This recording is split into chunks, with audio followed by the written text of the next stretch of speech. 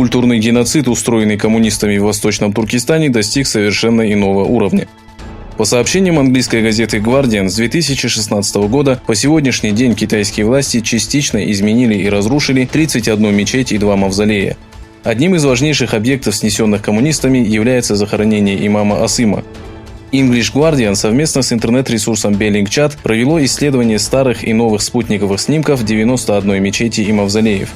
На сегодняшний день бесчинства китайских властей не обходят стороной даже могилы и захоронения. Пекин выбрал жесткий курс в отношении Гонконга, в котором не прекращаются акции протеста, и заявил, что демонстрации представляют собой терроризм. Китайские власти оценили действия демонстрантов как террор и отдали приказ применить силу по отношению к мирному населению, вышедшему с демократическими требованиями. В свою очередь США и Германия призвали Китай к выполнению обязательств.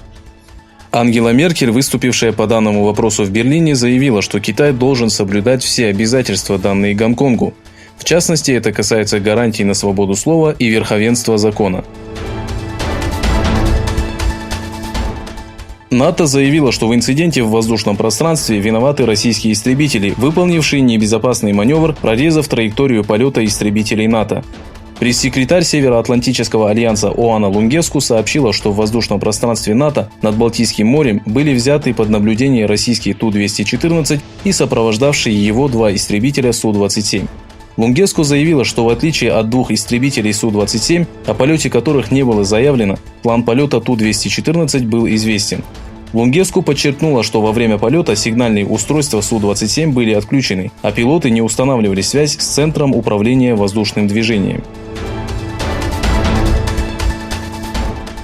Во время вооруженного нападения в Филадельфии, штат Пенсильвания, было ранено по меньшей мере 6 полицейских.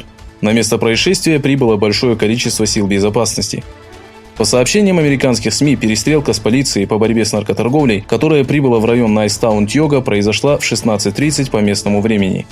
Согласно сообщению NBC, один из преступников задержан. Поиски второго нападавшего продолжаются.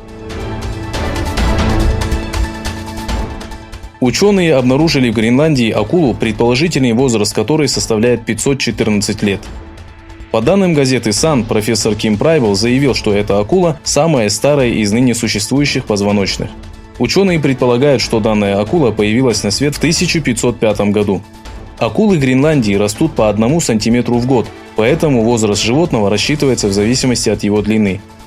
Длина обнаруженной акулы составляет 5 метров 40 сантиметров.